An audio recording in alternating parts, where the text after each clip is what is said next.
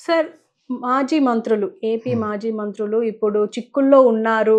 అందులో ముఖ్యంగా రోజా అండ్ ధర్మాన కృష్ణదాస్ ఉన్నారు అని జెప్పేసి వార్తలు బాగా వినిపిస్తున్నాయి. అంటే ఆడుదాం ఆంధ్రాకి సంబంధించిన స్కామ్ అని జెప్పేసి అంటున్నారు. హ్మ్. అసలు ఎలా జూడొచ్చంటారు సార్ ఈ కేస్‌ని? అంటే యాక్చువల్‌గా 'అందరూ దొంగలే' అని సినిమా వచ్చింది కదా! అలాగే హ్మ్. అందరూ దొంగలేళ్ళు. హ్మ్. ఎవడికి అవకాశం ఉంటే వాడు వాడుకున్నాడు. తిరుపతి దేవుడి గుడిలో మనకున్నంత భక్తి వాళ్ళకుండదని చెప్పాను గదా! దొంగ నా కొడుకులు ఆళ్ళంతాను. రాజకీయాల్లో తిరుమలలో. ఉన్న హ్మ్. తిరుపతిలో ఉన్న ఆ పక్కెళ్ళి రోజా, తిరుపతి దేవుడు దొంగ నాశనం అవుతారు తర్వాత. ఇప్పుడు కనపడదు. తర్వాత లీడర్‌గా కనిపిస్తది. హ్మ్. కాకపోతే అక్కడున్న బ్రాహ్మణులు పనిచేసేవాళ్ళు ఏమంటారని నేను వాడిని అడిగితేనే, మమ్మల్ని దేవుడు ఇక్కడికి పుట్టించాడు తినమని అంటాడు. అది మా పూర్వజన్మ సుకృతం అంటారు. హక్కు. హక్కు. హ్మ్. అంచేది వీళ్ళందరూ కొత్తగా వస్తారు కదా! వీళ్ళు అలాగ ఎందుకు అనుకోకూడదని వీళ్ళు తినేస్తారు. రోజుకి ఒక 20 మంది, 30 మందిని తీసుకెళ్ళిపోయేదట రోజా. రోజా. అలాగా ఎన్ని లక్షలు టికెట్లు అమ్మేసుకున్నారట సొంతంగా. ఎవరు హ్మ్. ఎవరు అతను చైర్మన్ ఎవడు? వాళ్ళ ఇంట్లోనే నేను ఉండేవాడిని. ఒక 3, 4 ఇయర్స్ బ్యాక్. ఆహా! వైవి సుబ్బారెడ్డి. హ్మ్. ఉండేవాడిని కదా! వాళ్ళ ఇంట్లో. అది హ్మ్. వేరే విషయం గాని. సో, అతను అక్కడ అక్కడ కన్సర్న్డ్ ఆఫీసరు వీళ్ళంతా ఫస్ట్ ఒక ఆయన ఉండేవారిని తీసేశారు కదా! హ్మ్. ఆయన బయటకొచ్చి ఇప్పుడు అతను చెప్పేత్తన్నాడు. తెలుగుదేశం తరపున చెప్పేత్తన్నాడు. అర్థమైందా ఇప్పుడు? సుబ్రహ్మణ్యం ఏదో పేరు అతని పేరు. ఓకే. హ్మ్. సో, అతన్ని అర్ధంతరంగా తీసేశారు. కొంచెం అదే భక్తి రసంగా ఉంటూ బ్రాహ్మలైన అతను. కొంచెం సిస్టమాటిక్‌గా ఎవరు ఉండలేరక్కడ. ఏ గవర్నమెంట్ అది మంచి వ్యక్తిగానే ఉన్నాడు. అయినా కూడా ఓసారి ఇంక నువ్వెందుకులే అన్న లాగించెయి అన్నాడట. హ్మ్. మన జగన్. అతనికి సంబంధించినోళ్ళు లేస్తున్నారు. అతనికి అసలు రెస్పెక్ట్ లేదు బీయింగ్ ఎ క్రిస్టియన్. కరుణాకర్ రెడ్డికి అసలే ఉండుండదు. వీళ్ళంతా క్రిస్టియన్స్ యాక్చువల్‌గాను. ఐ డౌట్ వైవి సుబ్బారెడ్డి కూడా క్రిస్టియన్ ఏమో కూడాను. అంచేత నేను నా క్రిస్టియానిటీ నమ్ముతాను. కానీ అక్కడ అక్కడ నువ్వు క్రిస్టియానిటీ పాలసీ పెట్టేవాళ్ళని ఎందుకు పెట్టాలి? అంత కర్మేంటి?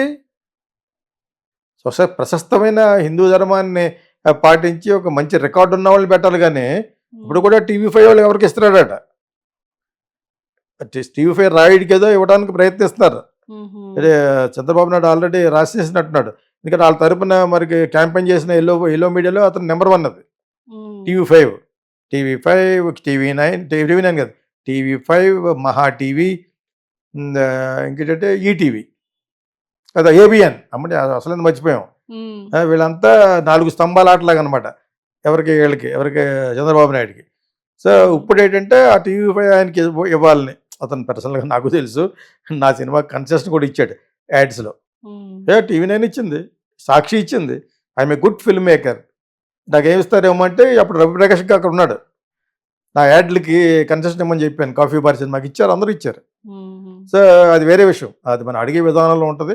మన యొక్క పర్సనాలిటీ రిఫ్లెక్ట్ చేస్తది అక్కడ. నేనే చ చెత్త సినిమాలు తీయలేదు కదా! 'వేటగాడు', 'అడవి రాముడు', 'ఆర్ఎస్', అయి తీయలేదు కదా నేను. ఆ! అంచేత I have all the right to ask. I do a very good films, progressive films, new హ్మ్. వేవ్ ఫిల్మ్స్ కాబట్టి. సో, ఇప్పుడు ఒక మినిషన్ తర్వాత ఒకటి ఎందుకెళ్ళరు? రోజా అమ్మేసుకుంది. వైవి సుబ్బారెడ్డి అమ్మేసుకున్నాడు. ఇంకోడెవడో అమ్మేసుకున్నాడు. వీళ్ళందరూ కరుణాకర్ అందరూ తోడు దొంగలు. అదేదంతా క్రీడ పేరేం చెప్పావు? అదేదో ఎవరు సార్? ఒక క్రీడ ఒక ఒక ఈవెంట్. ఆడుదాం ఆంధ్ర. ఆడుదాం ఆంధ్ర బదులు ఆడుదాం పాడదాం. మింగేద్దాం ఆంధ్ర. హ్మ్. నంబర్ 1 అసల రూత్‌లెస్ గర్ల్ అది. Ruthless lady. హ్మ్. సిగ్గులేదు అక్కడికెళ్ళి గౌనేసుకొని ఇటలీకెళ్ళి ఫు చూడ్డానికి చూడ్డానికి దరిద్రంగా ఉందది. There is something called receptive. ఒక స్త్రీ ఎళ్తుంటే పీపుల్ షుడ్ సీ. ఎవడు చెప్పాడు నీకు అది యేసుకుంటే బావుంటావని? ఏదో ఛీ! ఛీ! ఛీ! సో, అది క్యారెక్టర్. ఈ ధర్మాన్ని ఈళ్ళందరూ కలిసిపోయారనమాట. దొంగలందరూ కలిసిపోయి టూర్‌కెళ్లారు. వేళాకోళం వాళ్ళందరికీని. ఇప్పుడు గవర్నమెంట్ మారింది. జైలుకెళ్ళటం కూడా వేళాకోళమే. ఎళ్తా ఆడెవడో లాయర్‌కి వచ్చే ఉంటారు. కొంతకాలంకి ఇచ్చేస్తారు. వాళ్ళని జైల్లో పెట్టి పోషించడం కూడా వేస్టే. ఏస్తే ఫైనేసి డబ్బులు కట్టించాలి. Hmm. Judgement has to be like that. Chandrababu నాయుడుకి దమ్ముంటే ఆ విధంగా చేయించాలి. కక్కించి డబ్బులు. ఎంతైతే తినేసారో ఇప్పుడు ఇందులో 150,00,00,000 100,00,00,000 తినేసారట. హ్మ్. ఆడుదాం అందులోను. అది నథింగ్ అది. అక్కడేదో టికెట్లు అమ్మేసుకున్నారు. అస్సలు గౌరవం లేదు వెంకటేశ్వర స్వామి అంటే ఆళ్ళకి. హ్మ్. నాశనం అయిపోతారు ఆళ్ళు యాక్చువల్‌గా. ఓకేనా? సో, ఇదందరూ ఇప్పుడు వెళ్తున్నారు ఈ కొత్త గ్యాంగు. వీళ్ళు చేయరనే ఇదేంటి మీకు? గ్యారంటీ లేదు. మీకు అర్థమైందా ఇప్పుడు? తిరుపతి అవి వేయించుకుంటారు కొంతమంది, అందరూ అంతే. అంతకుముందు సుబ్రహ్మణ్యం 2 సార్లు చేసాడు, వాళ్ళు అంతే. ముసోడు అయిపోడుతున్నప్పుడు కప్ కప్ కప్ అంటున్నాడు. సో వీళ్ళందరూ అంతే. తిరుపతి వెళ్ళిన వాళ్ళందరూ తినడమే, అందరూ కూడా చచ్చిపోయేటప్పుడు అనుభవిస్తారు. లైక్ స్టీవ్ జాబ్స్ లాగా చచ్చిపోయే ముందు శ్మశాన వైరాగ్యం వాడు. ఇప్పుడు ఎందుకు నువ్వు లిఫ్ట్లో వెళ్తుంటే ఫోన్ చేసేవాడు, శేఖర్ తీసేయండి జాబ్లోంచి అని. అంత క్రూరుడు స్టీవ్ జాబ్స్. ఐఫోన్ కనిపెట్టిన ఐఫోన్ అతను చచ్చిపోయే ముందు చాలా మాటలు ఎవరికి కావాలి, నీ కర్మ అది, నీ కర్మ. ఇప్పుడు ఎవడెవడు టెక్కల్లో వాడు బయట పెట్టాడు, పేరు దువ్వాళ్ళ నీకు నువ్వే బయట పెట్టుకున్నావు. నా మై ఫైనల్ వర్డ్స్, మీరు ఎలా చేయండి అలా చేయండి. చచ్చిపోయే ముందు అందరుగా మాడతారు. రతన్ టాటా కూడా చెప్తాడు ఇప్పుడు, బాగా ఎంజాయ్ చేయండి లైఫ్ అని. ఇప్పుడు ఎందుకు, ఇప్పుడే చిన్నప్పుడు చెప్పాలి. అప్పుడు మా చిన్నప్పుడు ఏమి ఉండదు, ఎంజాయ్ లైఫ్ అని. 24 గంటల ఎగ్జామ్సే కాదు, ఎగ్జామ్స్ కాకుండా కూడా బాగా పైకి రావచ్చు క్రియేటివిటీ తోటి. ఇప్పుడు అంతా అయిపోయిన తర్వాత ఇప్పుడు చెప్తే ఎలాగా సగం వంగి నేను వాళ్ళు చూసి చిరాకు పడతాను. నేను ఐఎమ్ టెలింగ్ నౌ, అందరూ పోతారు, పోయారా అందరు కర్మ అనుభవించిపోతారు. ఫర్ ఎగ్జాంపుల్ రామనాయుడు గారు ఉన్నారు, బ్రహ్మాండమైన సినిమాలు తీశాడు. ఏ కర్మ చేశాడు, 2 నెలల కోమలో ఉన్నాడు ఇంట్లో బాక్స్లో ఉన్నాడా. Everybody will enjoy this, will suffer. Especially cinema field, రాజకీయాలు కుక్క చావు చేస్తారు నా కొడుకులు. దేవుడి డబ్బులు చంపాడు, ప్రజలకు ఇవ్వాల్సిన డబ్బులు చంపాడు.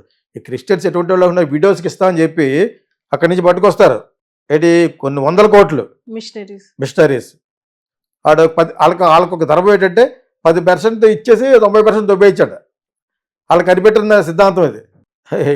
ఎంత అర్థంగా వచ్చి ఇది మన దేశంలో జరుగుతుంది. ఇక్కడ మీకు వ్యవస్థ, ఈ వ్యవస్థ మారాలంటే చాలా కాలం పడుతుంది. మార్చడానికి ట్రై చేస్తూ ఉంటే కూడా ఏదో విధంగా పక్కన పెడతారు. That is what happens here. So foreign country వెళ్ళే వాళ్ళు అందరూ కూడా క్రిమినల్స్ నెంబర్ 1, ఫ్రాడ్యులెంట్ పీపుల్ అందరూ. ఈ ధర్మాన అన్నవాడు వాళ్ళందరికీ నాకు బాగా తెలుసు. నాకు అందరూ ఆ ప్లేస్కి వెళ్తే డబ్బులు, జగన్ డబ్బులు ఇచ్చి సీట్ కొనుక్కున్నారు వాళ్ళు. విశాఖపట్నంలో పోయిన ఎలక్షన్లకి నువ్వు నాకు 60 కోట్లు చూపిస్తేనే సీట్ కన్ఫర్మ్ చేస్తానంటే 60 కోట్లు చూడడానికి ఇంకొక వైఎస్ఆర్సీపీని పంపించాడు అక్కడికి. చూపించాలి ఈ డబ్బులు, అప్పుడే సీట్ కన్ఫర్మ్ చేశారు. నువ్వు అలా, నేను అలాగ వచ్చాను కాబట్టి ఆ డబ్బులు ఎలా సంపాదించుకోవాలి నేను తిరిగి, రేపు పొద్దున ఎలక్ట్ అయిన సంపాదించుకో, స్కై ఈజ్ ద లిమిట్ అన్నాడు అనమాట. అదే నీకు ఇది వీళ్ళంతే. ఇక్కడ అటు అలాగ అలవాటు పడింది మీకు. దట్స్ ఎందుకో ఈ పెట్టుబడి రాబడి. రోజాకి అంత పెట్టుబడి పెట్టడానికి అక్కడే తన దగ్గరే ఉంది. ఎంటుకల కట్ట ఏముంది వద్దారా, అలా ఆయన కూడా ఏమి ఫినిష్డ్. ఇక్కడికి వచ్చి మీద ఏదో మాటలు బాగా మాట్లాడగలదు. మాట్లాడుతూ లెగ్గేసింది వైఎస్ఆర్, పోయాడు బయటికి. ఇందులో లెగ్గేసింది, ఫినిష్. పార్టీ తుడిచిపోయింది. మేము ముందు అనుకున్నాము ఫినిష్ అని. జగన్ ఫినిష్ అయితే రోజా లెగ్ వల్లనే ఫినిష్ అవ్వాలి. ఇప్పుడు మళ్ళీ నేను తెలుగుదేశం వస్తాను, చంద్రబాబు నాయుడు పారిపోతాడు. పారిపోవడం రానివాడు ఈసారి చాలామందిని రానివ్వరు. వాళ్ళకి వీక్ చేయడం ఏముంది, ఇంకా ఉంటా కాకుండా రాజ్యసభలో కొంతమంది ఉన్నారు, వాళ్ళు జంప్ చేయాలి. ఈ 11 మంది వాళ్ళు జంప్ చేస్తే ఆడుకోవాలి, జంప్ చేయకపోతే ఆడుకోవాలి. అబ్సల్యూట్ మెజారిటీతో గెలిచారు కదా పవన్ కళ్యాణ్ అండ్ చంద్రబాబు నాయుడు. ఇక్కడికి ఆ ప్రశ్న తలెత్తదు. ఎవరైతే ఫారిన్ కంట్రీ వెళ్ళారో వచ్చిన వెంటనే ఎయిర్పోర్ట్లోనే వేస్తారు వాళ్ళకి. అర్థమైందా, వాళ్ళ తరపున లాయర్ ఉంటారు, వాడికి డబ్బులు. భజన బాగుపడేది లాయర్స్. ఆ జైల్లో కూడా కొంతకాలం కూర్చుంటారు వాళ్ళు, వెల్ ప్రిపేర్డ్. క్యారీలు గిరియర్లు మొత్తం కారపోట్లు అని పట్టుకెళ్ళిపోతారు. ఆ వెళ్ళటం వాడికి వెళ్ళిపోతారు. ఆ జైల్లో ఎవడుంటాడో తెలుసు, వాడు అంతే. డబ్బులు ఇస్తే వాళ్ళు బాగా పెడతాడు, బిస్లరీ బాటిల్స్, ఏసీలు. మన ఇండియాలో మామూలే. అంచేత వీళ్ళందరూ ఏసీలు లేకపోయినా బతికేసి వ్యవస్థ కరెక్ట్లే ఒకప్పుడు, అయినా వెళ్తారు అంతే. జైల్లో పెట్టినంత మాత్రం ప్రజల్లో పరపతి గురించి ఆడకేం పరపతి ఉంది, గడుతుకుంటూ సిగ్గు లేదు ఒగ్గు లేదు. Plus they wanted. జైలుకి వెళ్ళిన ప్రతి ఒక్కడు మళ్ళీ పొలిటికల్ కెరీర్ ఉంటుందో లెక్క. అక్కడ ఏమైనా న్యాయం చేస్తే జగన్ ఉన్నప్పుడు జైల్లో పెట్టి కొట్టు ఆర్ఆర్ఆర్ని అలా కొడితే ఉంటుంది. అలా లేదే, అలాగే చంద్రబాబు నాయుడు చేయలేడు. జైలు పెడతాడు మ్యాక్సిమం 1 సంవత్సరం ఎక్కువ పెడతాడు. ఏం చేయగలడు, లోకేష్ కల్పించుకుని దానికి మామూలు చెప్పులో పెట్టరా అంటాడు. అవన్నీ జరగవై.